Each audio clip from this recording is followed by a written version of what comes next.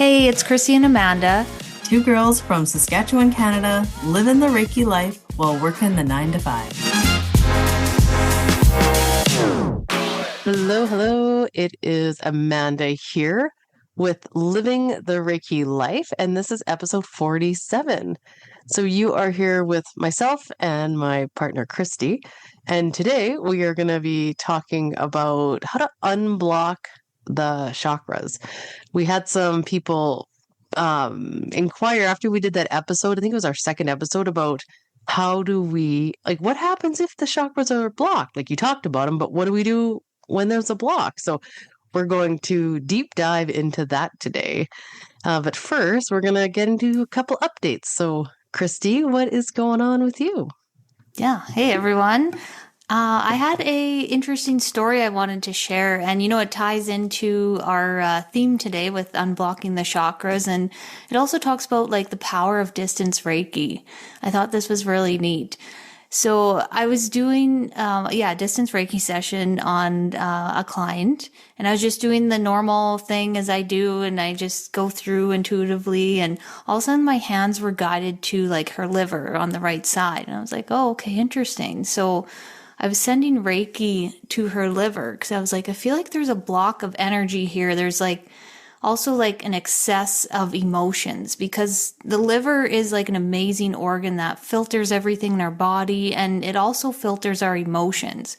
And anger is a big one that gets backed up in the liver.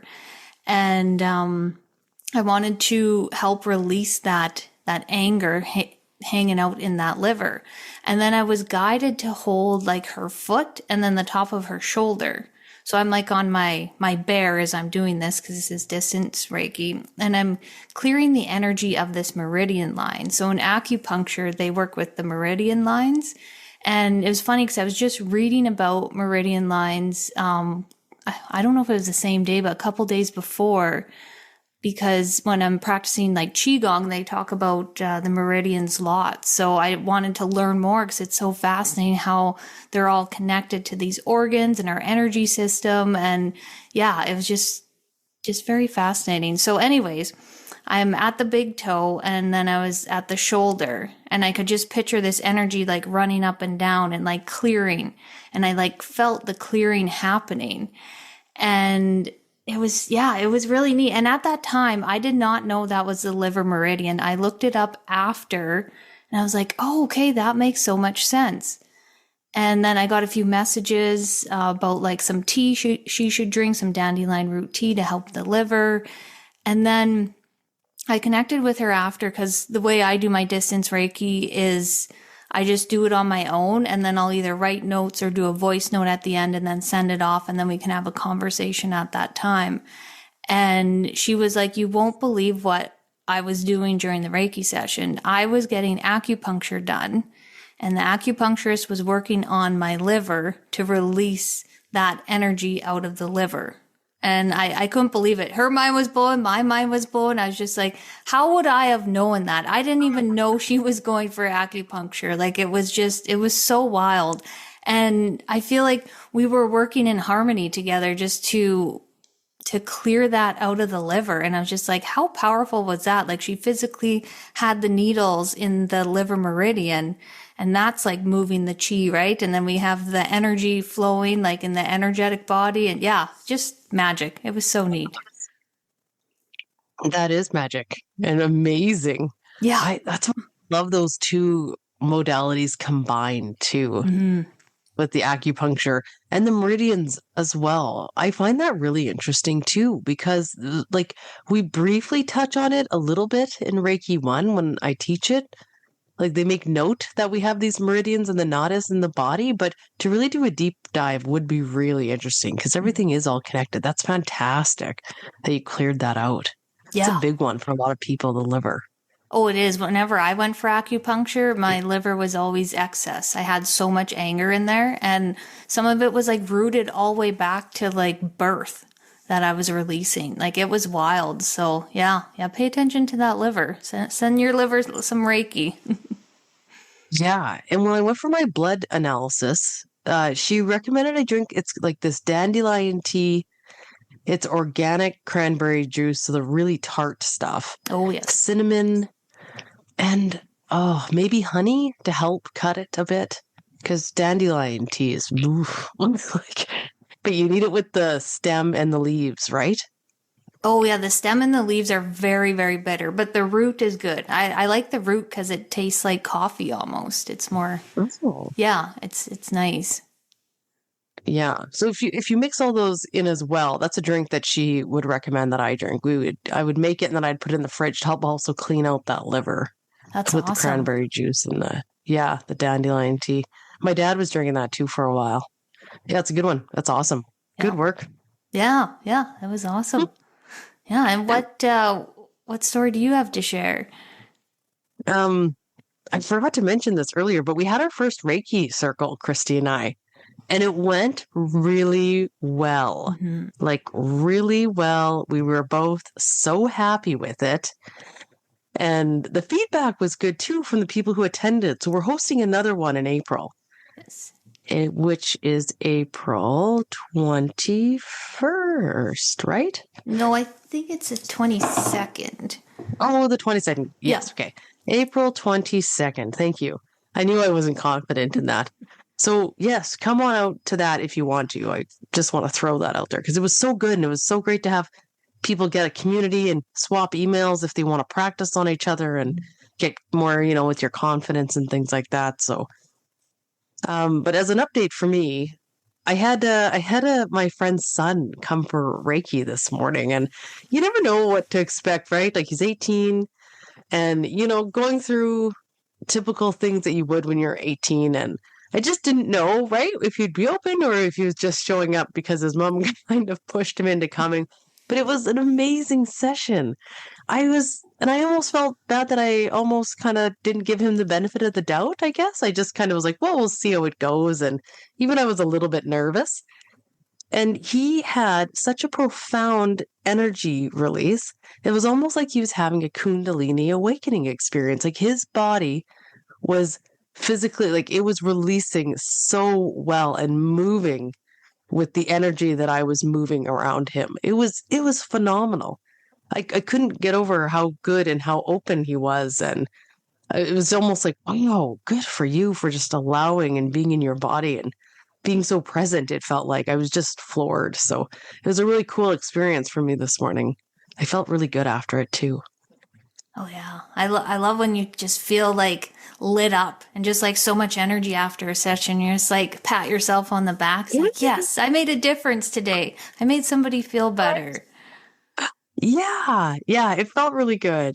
And it was really cool. It was a really cool experience this morning. So Yeah, that's so great. He was open to it too. Cause yeah, if I picture like an 18-year-old boy be like, what's this? Like, I don't know. But maybe that generation is just a little more open to the energy modalities and that type of thing too. I think they are. I Mm-hmm. think they really are. Yeah, that helps. Yeah.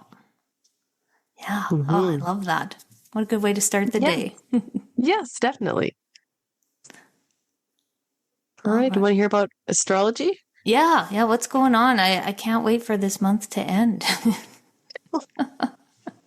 It's been a good month, but there's been, a lot of energy, right? Yeah. Going on this month. Okay. Yeah. I feel like I haven't been victimized by the eclipse season, but I have seen it around me.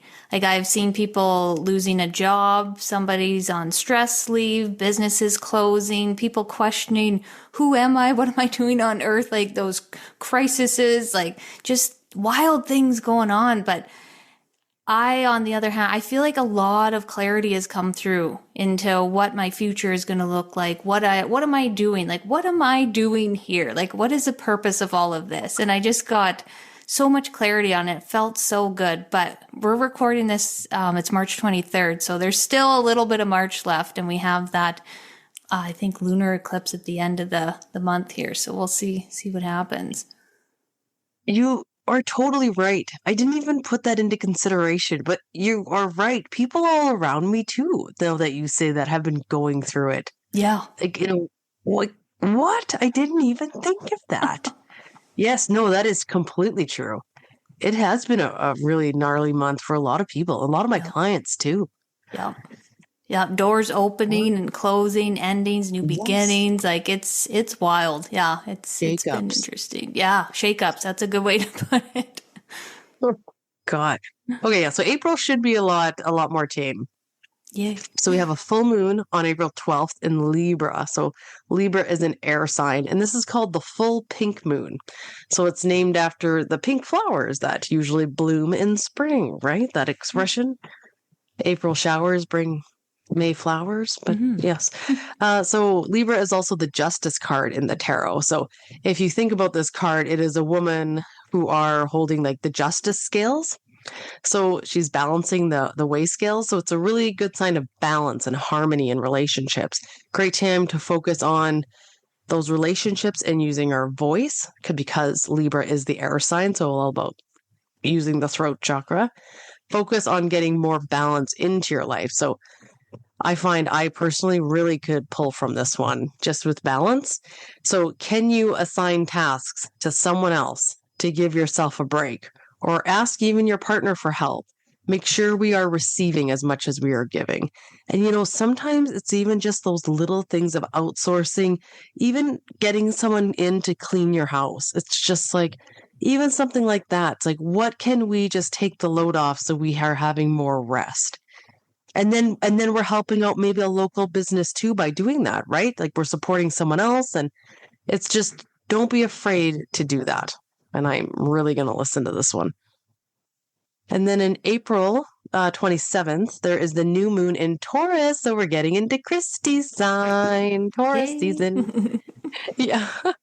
And this is an earth sign, so very grounding, nurturing energy. And it's represented by the Hierophant in tarot. So the Hierophant card can be a very traditional card and honoring those traditions that we do have. So a great time to maybe even look at our finances as well and maybe set up some goals that we want to achieve with this new year ahead and like just feeling organized and rooted. I really love this traditional, like really nurturing, grounding energy and like taking time for yourself and sitting with yourself to kind of even like you said, like getting clarity on, okay, what do I want to do this year? What's coming in? Yeah. Yeah, writing it all down and setting those goals. I just love that. And that energy, like in April, it just feels so good. I really love April because in Saskatchewan, most of the snow should be melting at that time. And yeah, we'll start seeing that grass. And it's just such a great time. Because then, yes, Taurus, my favorite season is coming too. Oh, yes. Yeah, it's really fresh brown grass, your favorite kind. Yep, that's right. When everything's just a mess and all dirty right before it turns green. Yeah. Yes. All right. Yeah. So lots to look forward to in April. All right. Should we get into the episode? Yes, let's dive in. Okay. So I think the first place we should start, I know like a lot of our listeners are Reiki practitioners, but just for people that are just tuning in now, we just wanted to give like a quick breakdown of like what a chakra actually is. Yeah. So we have like 7 major energy centers in our body, which we call the chakras. So normally we only work with the 7 major chakras. So, and by the way, it's properly pronounced chakra, and you'll hear me flipping back and forth. So I apologize. I'm trying to really start saying it as chakra, but I always still say chakra. So I apologize. I'll be flipping back and forth through the pronunciation. But yeah, so we have the 7 major ones. So, and these are ones that Christy and we scan and work on these when we actually give a Reiki session. And I know that might not be typical because there are the typical hand placements, which is great, but we also like to go in and kind of just see what's going on in these 7 major energy points. So starting at the first one, which would be the root. So it starts from the bottom, which is the 1. Number 2 would be the sacral. 3 would be the solar plexus, your stomach. And then 4 would be the heart. 5 is the throat. 6 is the third eye. and 7 is the crown. So we'll kind of go into all of these. And when you start a session, actually, you start at the crown and you work your way down the body. So everything can kind of be released out throughout the feet. So we're going to go through each one and kind of describe what we would do or what we see and what we notice when the chakra is. We would never really use the word blocked. Kind of sounds bad, but when it just needs to be opened up and supported, I guess. And what we notice when things kind of feel off. Yeah, and it's just like the chakras are energy centers. So each one has like a specific, well, not a specific thing, but there's like an umbrella of different things that happen under each chakra. And then this energy spins, and we want this energy to be flowing from the crown all the way down to the root. And then things can happen in our life, even past lives, where it can block. I know block is kind of a word that some people don't like to use, but I think for the sake of the episode, I will say blocked. But yeah, totally. I agree. So this energy gets blocked. So if you picture like a river running from the crown down to the root, and there's a blockage, say, in the heart chakra. So that energy flowing down can't reach the bottom 3 chakras if it's blocked in the heart.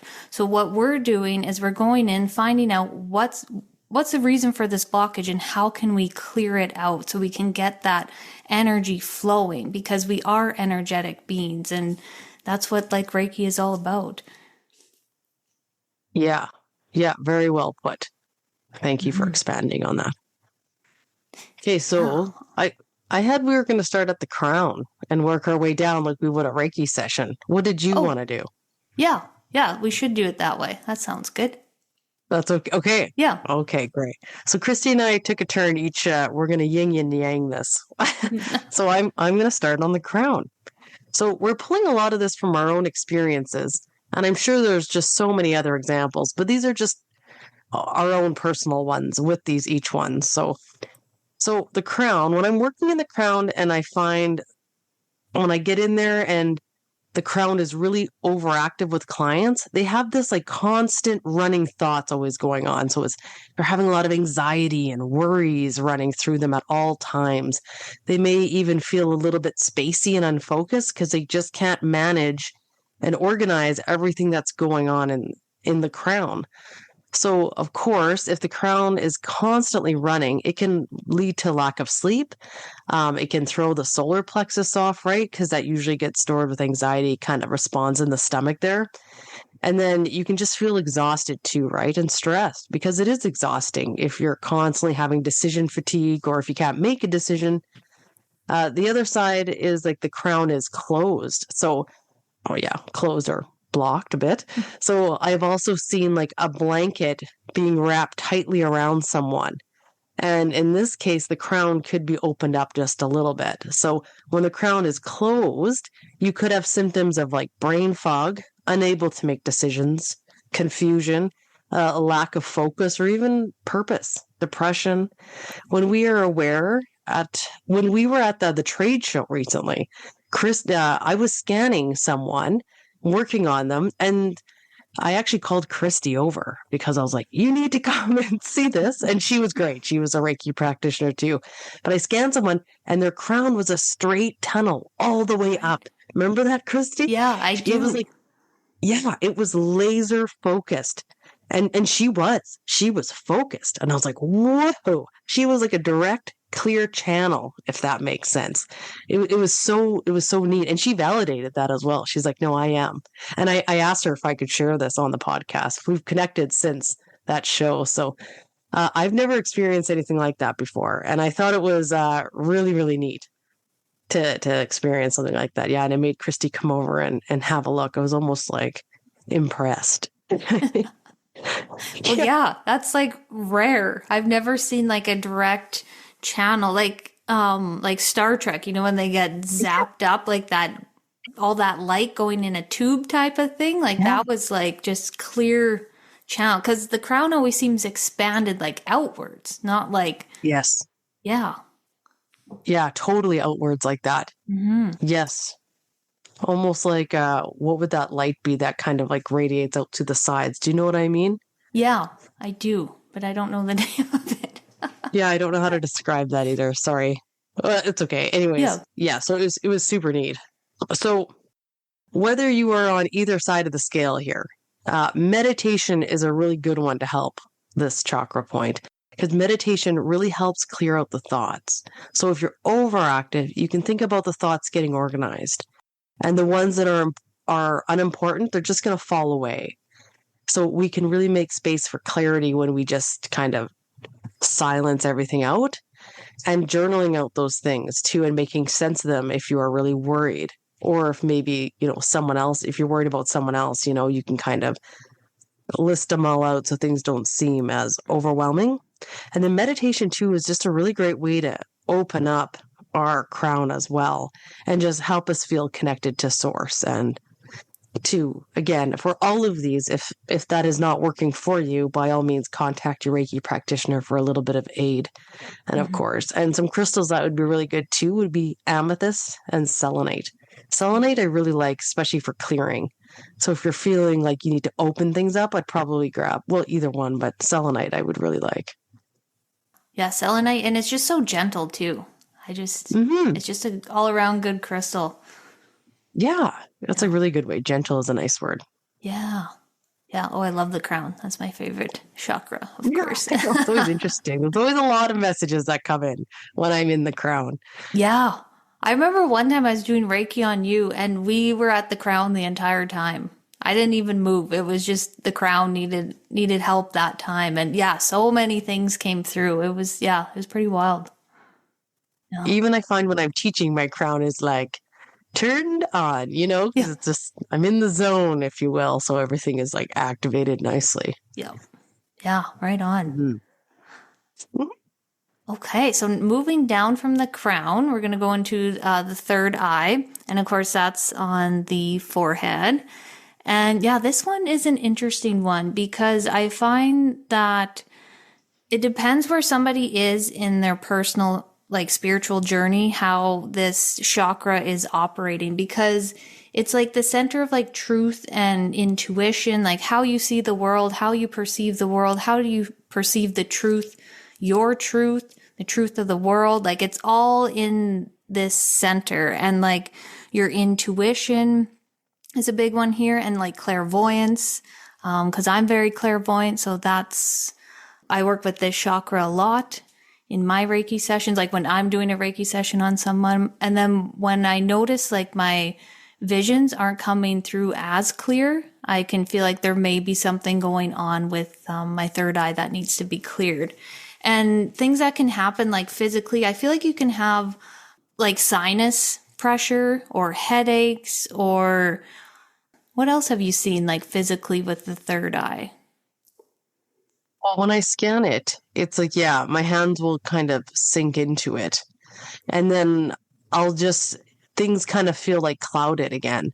And it's almost like there's a fog being casted over the eye, that intuition and being able to kind of, even like make those decisions gets really murky.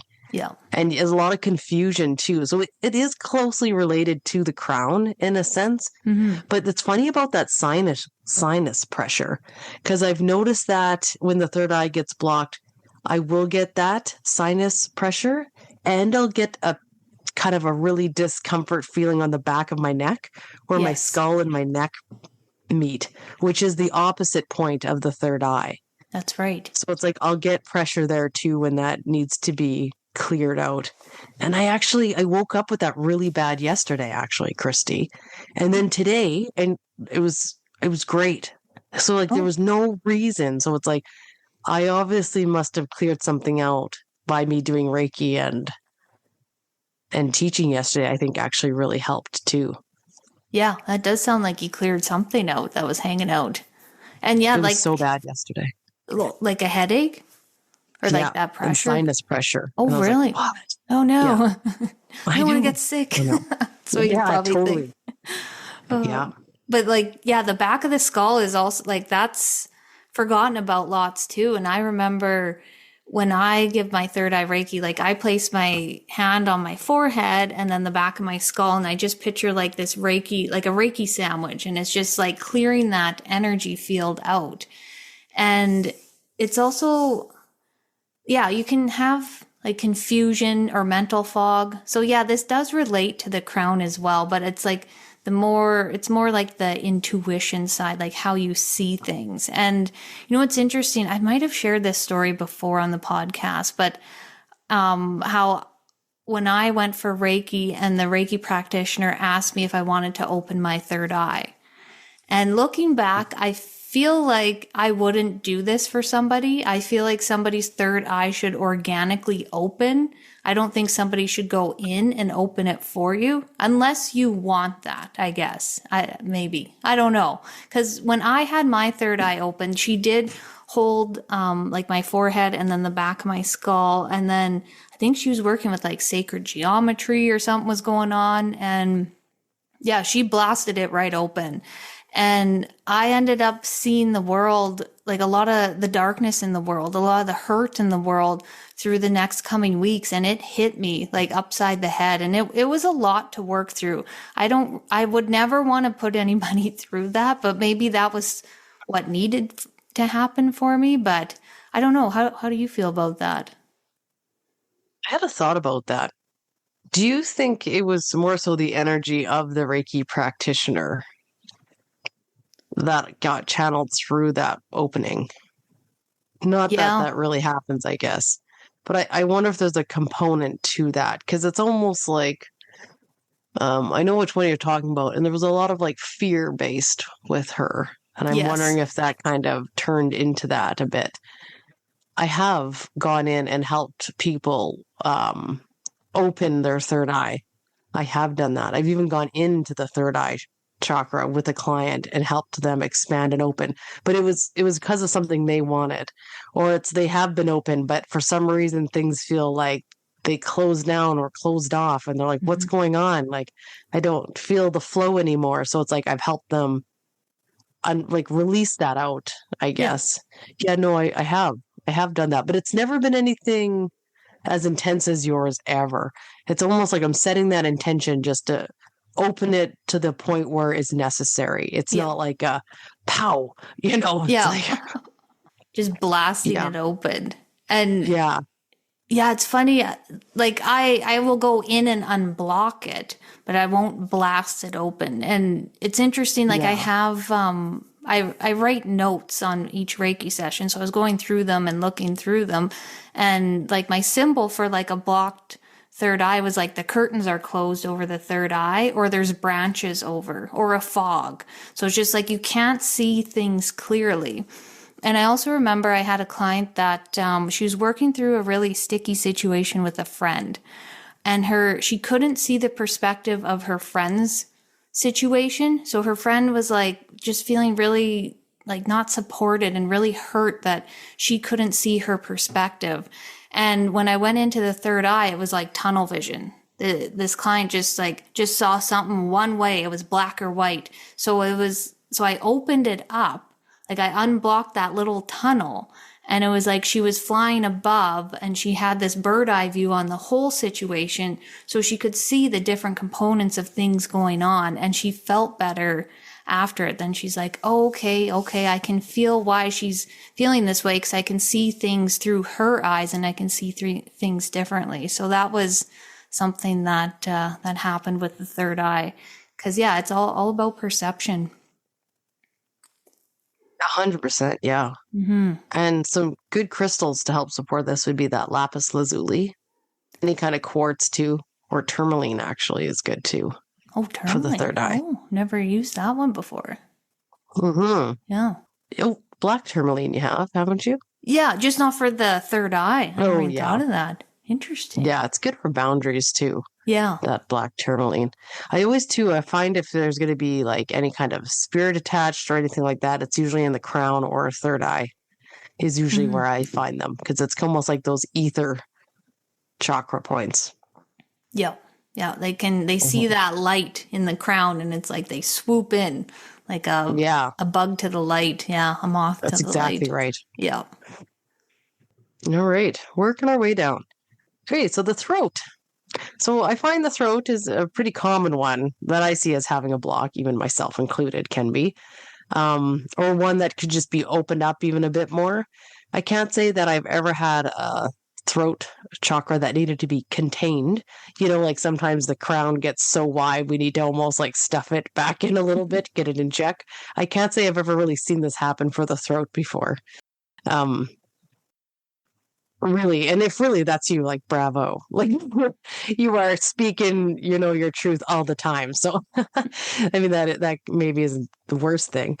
I've noticed that even the throat can be split into masculine and feminine sides, right? So we have our masculine, which is our right side, and the feminine, which is the left side of our body.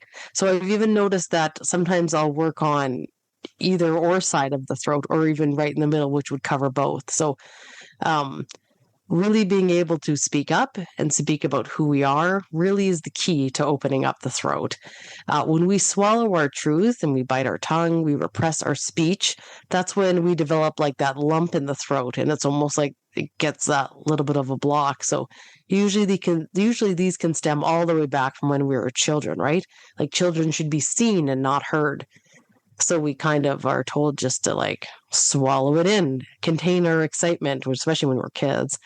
When the masculine side, so the right side, is blocked, it's like how we can ask for things and speak up.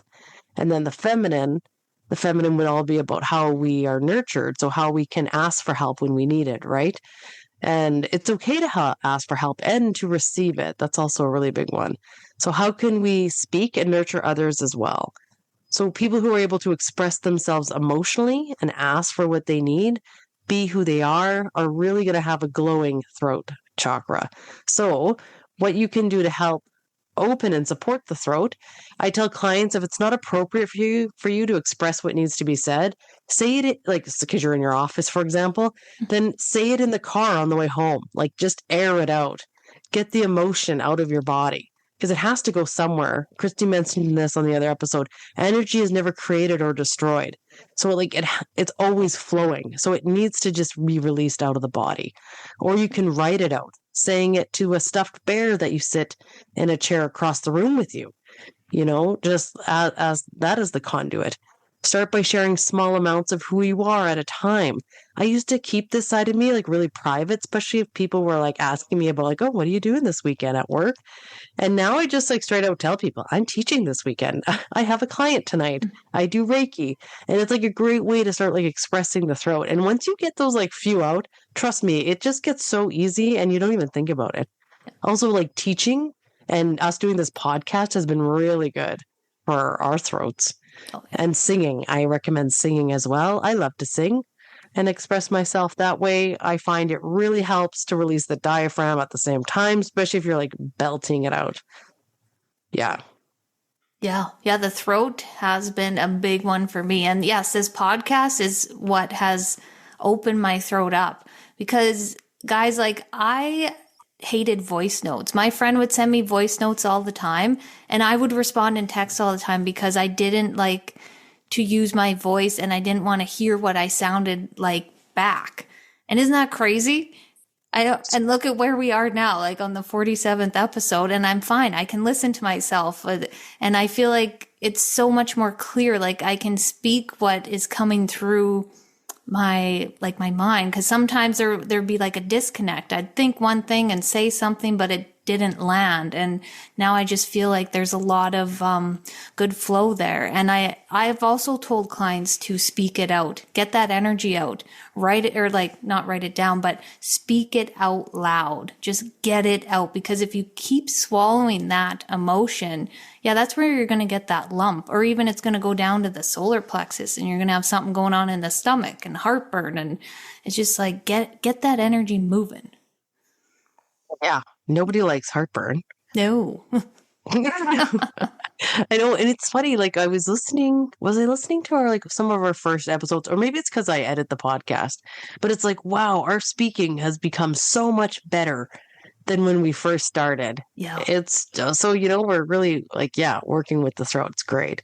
And then some crystals, if you want to give yourselves like, a little boost, sodalite, aquamarine, turquoise. anything kind of related to blue usually is really good for the throat. Yes. Of course. Yeah. I love that. I love turquoise. Yeah, it's pretty. Okay, so down to the heart. Speaking of heartburn, let's get to the heart. Heart's So on fire.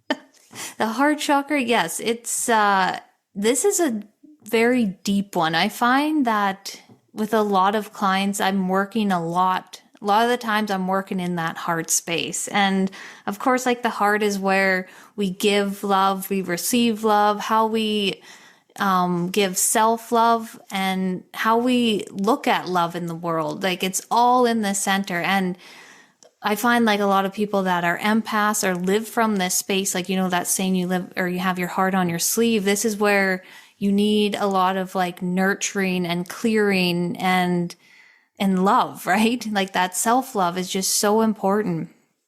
And I was thinking back to different clients I've had and what was going on with a blockage that I could share. And one came up that I actually forgot about until I was looking for heart chakra blocks. And this client, she actually went to a Reiki practitioner and she couldn't even get through to her heart chakra. So I was like, well, let me give you a try. I was like, I'll see if I can get through. And yeah, when I was scanning, like with my hands over the heart, I was like, it was like hitting a brick wall. And it was like, when you hit the backspace and it makes that sound like that dung, dung. It was like, that's what it was like. And I was like, okay, what's going on here? And so I just like held space for her and I just like had my hands over her heart and I just stood there and I was just sending Reiki and love to this area. And then I seen a brick wall. And then all of a sudden, one brick came down, and then I could see the light shining through, and then another brick came down, and then another. And I don't, like the whole wall, of course, didn't break down, but just in that one session, we were able to release some of those bricks. So she could get that energy flowing because like love affects so much. Love is the highest vibrational frequency. We want to feel love for ourselves. We want to be able to give love to others because life is just better when our heart is flowing. It's funny when you were talking about how we don't want to like express the third eye open too much because of what might happen. I'm also very cautious of this with the heart. So at the beginning, when I first started my Reiki journey, and I remember you and I on each other and you were moving something, like moving through something. And I just, I remember really wanting to almost force it for you to help you get that full release until I was informed, like, no, you can't do that. Because if you open someone up more than they're ready to, or, try to move something that they're not quite ready to move, is like, yeah, you can put them in a state of hysteria, right? It's just that everyone's on their own healing journey. And yeah, some people's hearts aren't that open, but we have to respect where they're at. So I have seen the heart, like, especially like I've seen it in a cage. I've seen someone else's hand being gripped over their heart, like, so somebody else has control over what's going on with them. And yeah, so I'll help release that. Like, okay, well, let's take your power back and release the grip they have on you and maybe do some inner work into that chakra to help love yourself and take your love back for yourself. Yeah, it's definitely a big one. This is definitely the hot spot for the whole body, I find. Yeah. It really is. And yeah, there's so much healing to happen there as well. And I find like a lot of past lives are in the heart as well. Like when when I used to go into the chakra and see the past life, it was always in the heart. And I just wanted to share ways to help your heart chakra is heart opening exercises, like expanding your arms to the side and just opening that heart up, and even like if you have a foam roller and just laying on that foam roller and just really opening like the collarbone area, because we're all so hunched over and protecting our hearts. It's like we need to open that up and expand it. And another beautiful thing is like rose, like anything rose. I know I really like rose water and just spraying that like around the heart, or even like rose petals, or you'll probably mention rose quartz. I put that in the tub when I'm feeling like a little low on myself and I need that boost of self-love, I'll put that rose quartz with an intention as my bath is running, just to fill that chakra back up. Yeah. And when we were talking to that Darren Mark, like placing both your hands on your Yes. heart, just that power Reiki position on the heart, like that is just loving yourself. Oh, Just think yeah. about all the good things that you like about yourself. I'm sure you can at least come up with a couple, even if it's not a full list. Just get the ball rolling. And gratitude too, expressing gratitude for yourself and what your body can do, what your heart's doing for you. All great ways to open up the heart. Yeah. Yeah, that's just a beautiful place to start, is with that heart chakra. And yeah, just like those two hands on the heart. It's so simple, but it's just so lovely. It is lovely. Yeah. And I really like the idea of foam rolling the front, actually, because I can get tight in there. Yeah, like I can, or lay on it like with your spine up and down the foam roller, then open your arms. Or you can do like a back bend. So the foam roller is horizontal and your shoulder blades are on it, and then you lean back and then just opens it right up. Oh, it feels so good. Yes. Oh, that would be. Yeah, and emerald and malachite actually too for the heart. Oh yeah, green, of course. Yeah, I know. Yeah. I know. It's so funny. Yes, green. Okay. Solar plexus, also known as your stomach. So that's also pretty common area for people to have blockages. I mean, I guess really they all are. This can be in relation to digestive issues, confidence in who you are. I find myself going to specific organs when I'm doing Reiki in this area, like Christy mentioned, like the liver. I usually ask my clients how they do with digesting life, whether they have a tough time letting go of things or if they're constipated, right? We're just not wanting to release at all in that case. Or if they have so much worry and anxiety about life in general that nothing stays in, as they can't hold down a good certain feeling. So just things to actually keep note of, right? Our bodies are always talking to us. Always good to have these awarenesses and making a conscious decision to change the habit that could be causing the issue would be one way to for sure unblock. I like to put positive affirmations in the stomach. If it has to do with confidence and being bold, this sort of stem from when I took my hypnosis class, and I've gradually been combining the two a bit. So taking little steps every day to stand a little taller and be more confident might be something I would say. Just little steps can make a big difference too. And just doing that in your everyday life. So also putting your hands on your stomach too, if you have worry there, and just telling yourself that you are safe, you are calm, you are supported, maybe having one on the stomach and one on the heart. So you're just really getting aligned and calming yourself down if things feel pretty anxious in there. And just taking nice deep breaths from the bottom of your diaphragm. That one always feels so good. And I've even done a lot of like breath exercises with people, like 2 quick breaths in and then 1 big out through the mouth, like that sigh, like really also helps, like doing that a few times. So in and then out. Try to really like release the stomach and the diaphragm too. And then some supporting crystals would be citrine, tiger's eye, gold, calcite, pyrite, gold in general. Yeah. Yeah, that sounds all great to just work with that solar plexus energy, because that's like our heart, or sorry, not our heart, but digestion is so important, because when you have digestion problems, that can uproot and affect like your entire life. And, it's funny, I heard this one quote on a podcast or I think it was Instagram, and they said, you're walking through life and you have 1,000 problems. And then something happens with your health. You have one problem, and that's your health.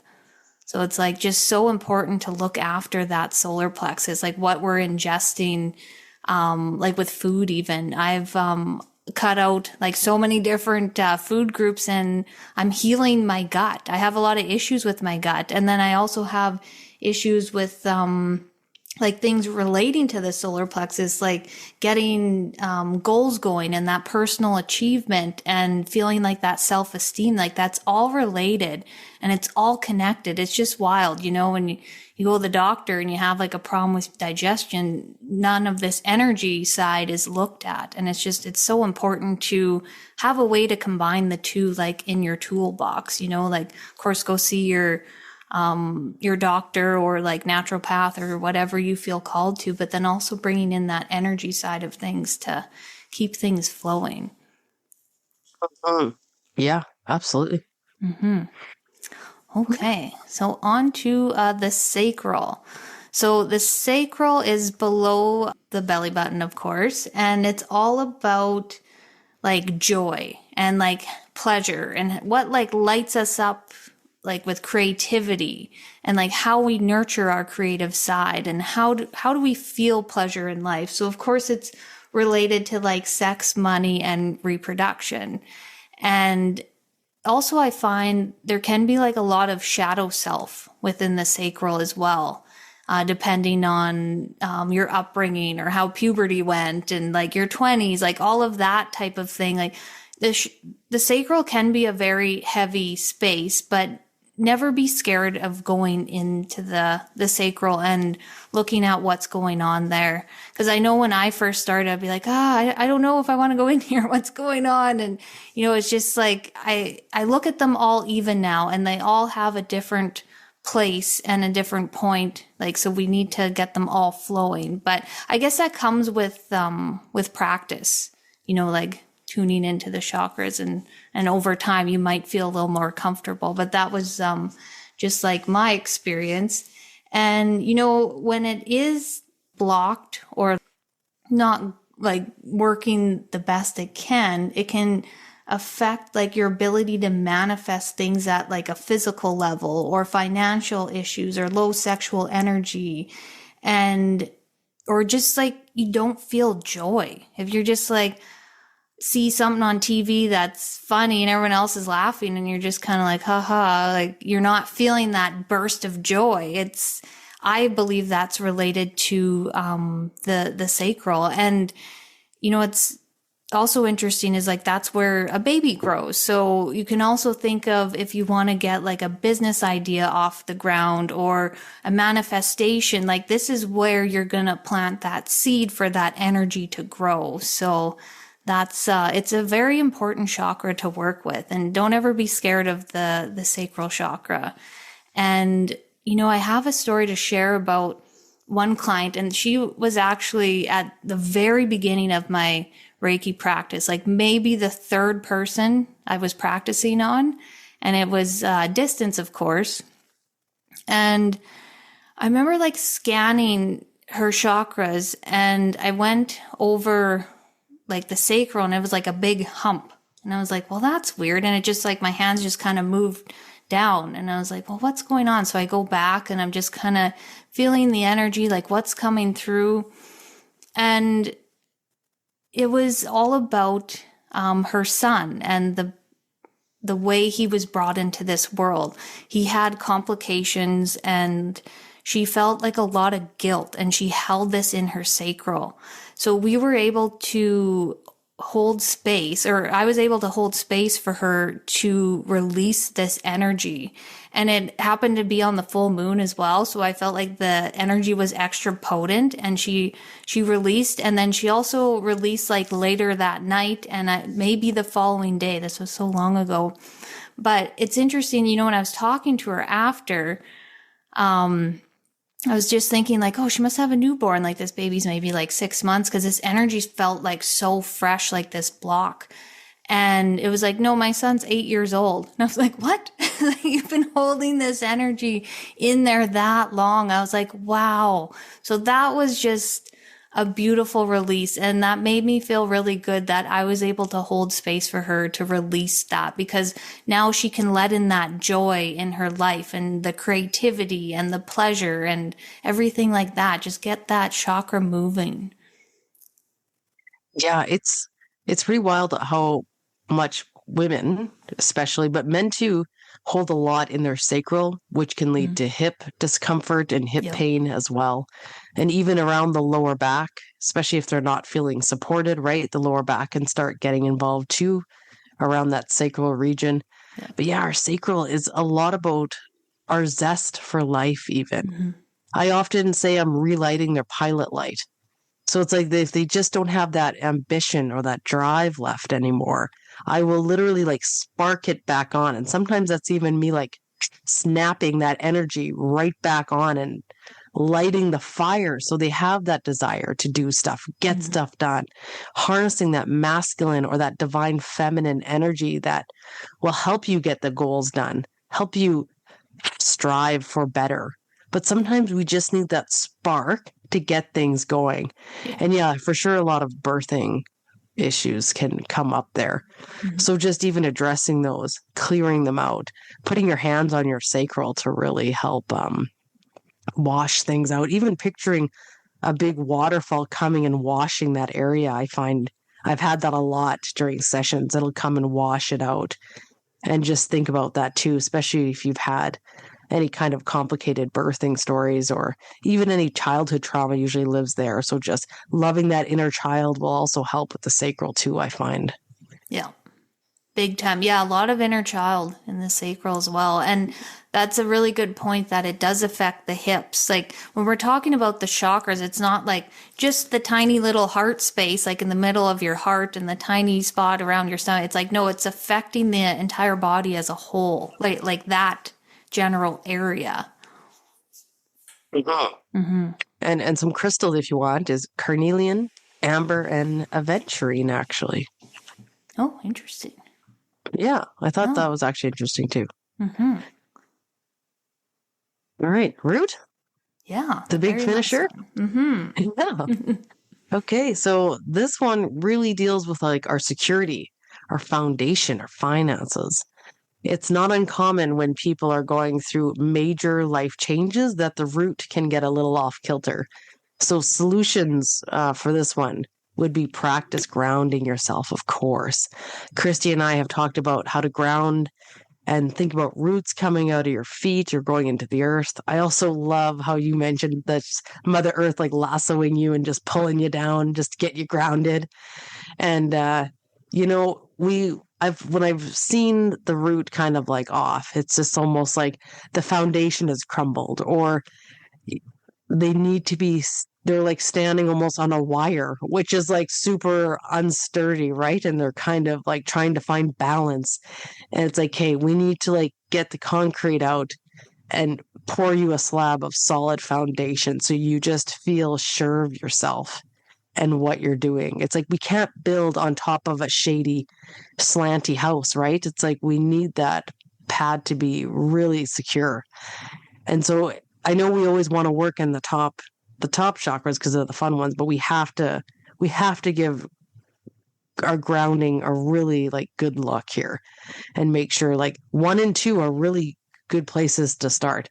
So if you're in a place where you can take your shoes off as well and just put your feet in the ground and the dirt and really come back into your body, or even getting your feet rubbed. I've noticed I've been doing that during my Reiki sessions. I've been actually like rubbing people's feet at the end, and I'm thinking to myself, this isn't typical. Like, you're not going to get a foot massage, maybe even when you come next time or when you see a different practitioner. But it just feels really important to bring attention and focus to the feet and support the feet too, especially if people are like in between moves or in between jobs or they don't like their job or even their home, you know, just things like that. So I would also suggest connecting in with a tree. Not going to get any better grounding. Think about the roots, how they're so deep and into the earth. They are grounded. So give yourself positive reassurance too that everything is working out. Place one hand on your heart, one on your stomach. Get centered, feel grounded. Yeah, that's so important to feel that strong foundation. And it's funny, I was thinking about one session where my client was, I think she was moving or different jobs or something, but I pictured like this plant being pulled out of the ground and all these roots were dangling, and I had to transplant it into another spot. And then, you know, when you transplant a plant, it looks like it's dying. It's like, no, it just needs that time for those roots to like spread down and get used to the soil conditions and everything like that. So that's what I always think about when I think about like the root chakras, like our roots into the ground. And, you know, even I followed roots the other day with a session, and it brought me back to ancestral things that needed to be cleared out. Because I was following these tree roots and I was like, what's going on? It's like, oh, okay, that was linked to ancestral healing. So yeah, there's so much magic in that root and in grounding. Don't ever skip over that, ever. Yeah, you know, it's funny you mentioned about the house plants. So that actually came up when I was doing a session just like a couple days ago. I said, you need to water your house plants, is what I said to her. And you know what's funny is that she like gasped. And she's like, I think I do need to water my house plants or something silly. And then I was like, you know what? I think this is a really funny metaphor. It's like you need to take care of the home that you're in, no matter what house it is. I was like, you need to water the plants in it. It was just so funny that she's like, I was thinking about my plants. Like literal, yeah. Oh, that's funny. Yeah, almost like, you know, when you need to like water your grass, the grass isn't greener. So it was just like a funny metaphor. It's never come across that way before. I really like it though. Water your house plants. Yes, water and nurture those plants. I love that. Right? And you know what's funny? I was seeing this one thing about your house plants. If they're dying, it's because the energy, it's like sucking up the energy in your house.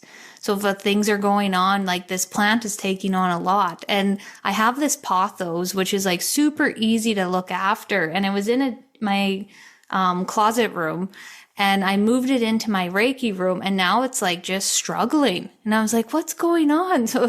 And I was like, maybe it's like taking on too much energy here. So yeah, but I think I need to give it a little more water maybe because we're facing more sun on this side. But yeah, I just thought that was interesting.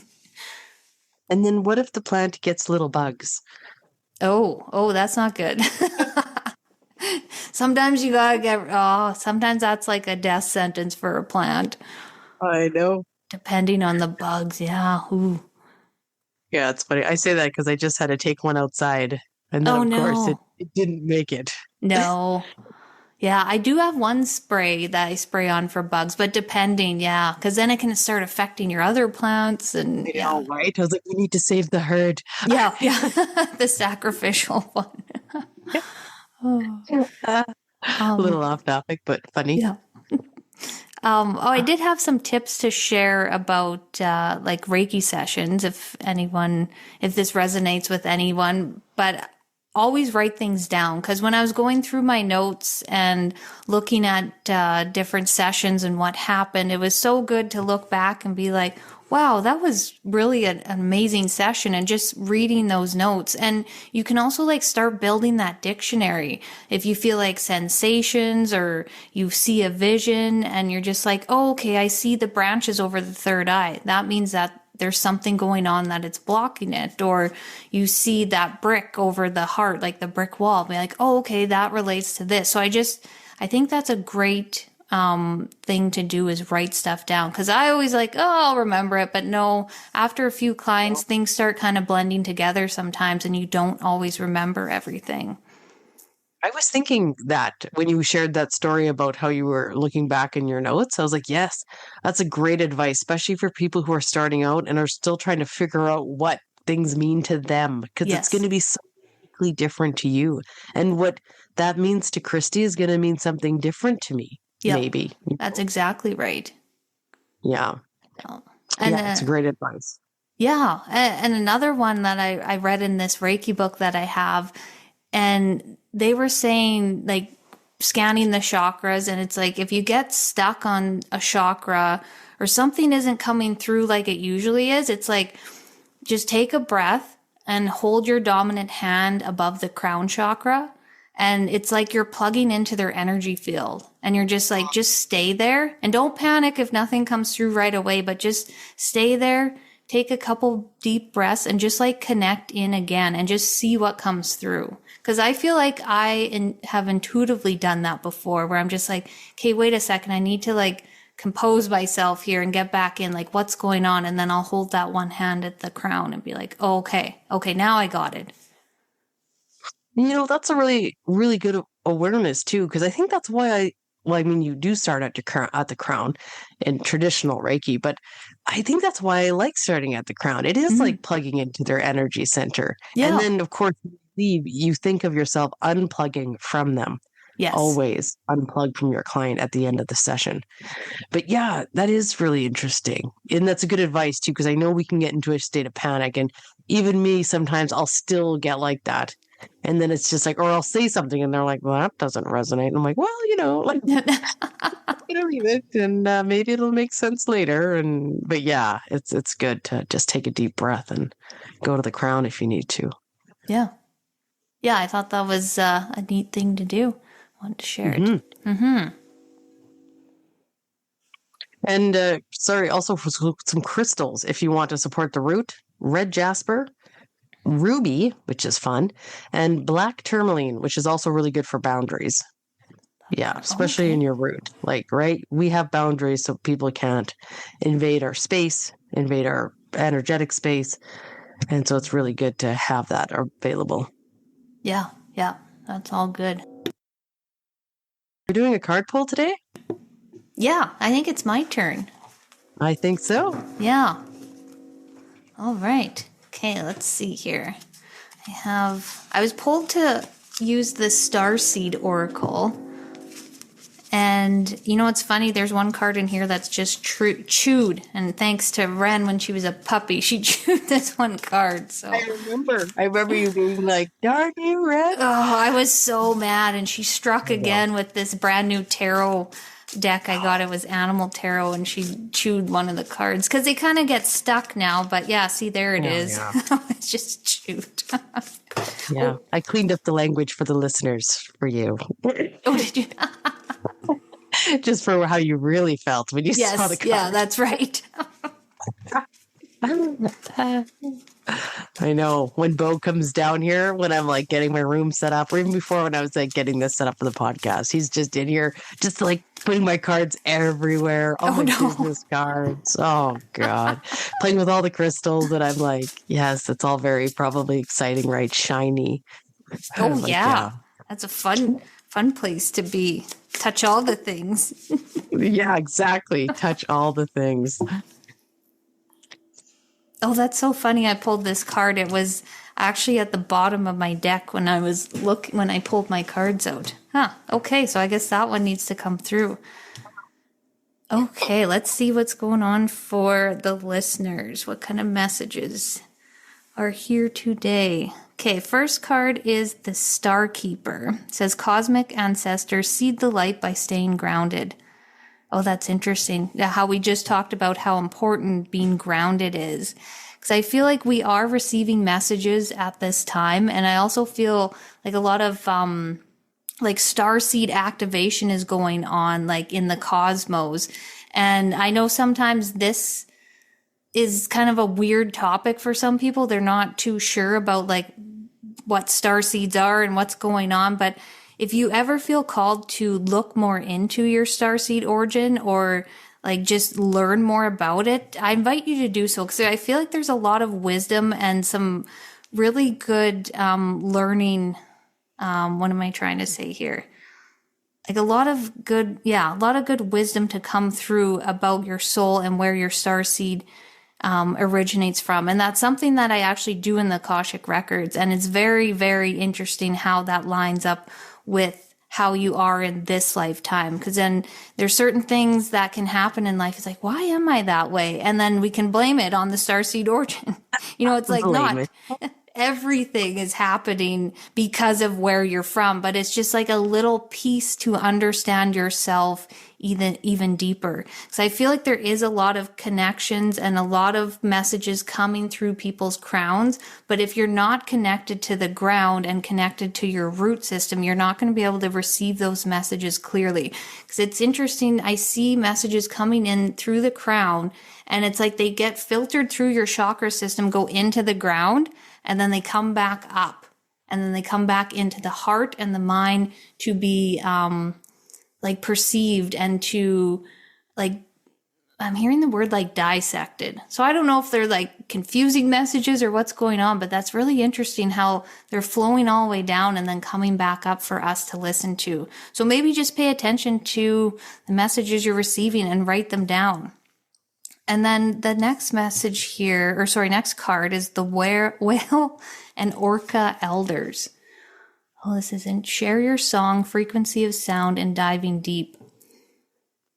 You know, whales are like so fascinating in the ways that their frequency can heal different things. And I was listening to a podcast about how dolphins were healing kids with their frequency, kids that had different things going on, and they were spending time with these dolphins in the water, and they were just being healed. And I feel like there's also like a piece there to also tune into your ancestral line too, because there is a reason why I talked about the root system and the ancestral today. And there's always another piece there that sometimes we forget to follow that little breadcrumb back to the ancestral line, because we can sometimes get caught up in like past lives and what's going on in current life, but we need to bring in that ancestral piece sometimes as well. And the whales have been around for like how long? And just think of everything that they've seen and everything that's gone down their line. So I feel like somebody out there, there's something going on with ancestry, and it's something that they need to look at. And yeah, I don't know. That seems very specific. Anyways, okay. On to the last card is the strength card. So it's the ancient oak spirit. And that's funny because this is from my sacred forest deck, and it's a tree. So of course, like these tree roots. And I just hear, you know, there's a lot of strength that has to happen for the person in the family to heal those ancestral lines. And it's like almost, I see, okay, I'm just seeing all these visions here. Hold on. Okay, it's like when we first sign up to come to Earth and with our soul family and everything like that, I feel like there is one person in that group that's like, hey, pick me. I'm going to help heal the ancestral line. And it's like when you look at families, there's always that one person that has a bunch of hidden strength within them. And they are ready to take on the, like, all the weight of that family and that ancestral line onto their shoulders so that they can heal it and they can heal that karma. So if you feel like that is your job to do in this lifetime to help heal your family, I'm also hearing like shaman. I always like feel like if you know like an aligned shaman, it would be really beneficial to work with the shaman to help this energy and help understand your ancestral line and light up that strength within you, like in that solar plexus as well. So I feel like there is a door waiting for someone to open that and visit that as well. Oh, hot fire. Yeah. Those messages were just flowing through today. That was interesting. You know, I thought it maybe would relate to the episode or something, but it was kind of left field there. But I guess we'll trust that needed to come through. No, someone needs to work on their roots, like yes. their family roots and their family tree. Yes. Yeah, for sure. Healing that ancestral stuff is crazy. Yeah, and getting to the origin of their star seed could help assisting in finding out those strengths, like you said. Yeah, that's right. And how to go about that. Mm-hmm. Yeah. Well, awesome. Thanks, Christy, for that. So good. Yes. And you can find us on Instagram. Our Reiki handle, or our Instagram handle is Living the Reiki Life. And we also have our personal pages where we offer different types of sessions. So mine is the Birch Soul. And mine is Reiki with Manda. And you can find us for bookings or whatever you want. Just come check us out and join the Reiki Circle, April 22nd. Yes. Just a great community there. Yeah. And the link will be in our bio. And if you have any questions or anything, message us. And also, we would also love a 5-star rating or a positive review. We just really, really appreciate those. So if you're listening to this, when it's all done, go in there and hit that 5 stars. We would really, really love that. Yeah. And we just put our podcast on YouTube. So smash that like button Yes, and There's no subscribe. video. Yeah, it's no video. I'm sorry. But we needed to get it out there. But yeah. Anyways, thanks for listening, everyone. Have a good Yeah. week. Have a good week. 1, 2,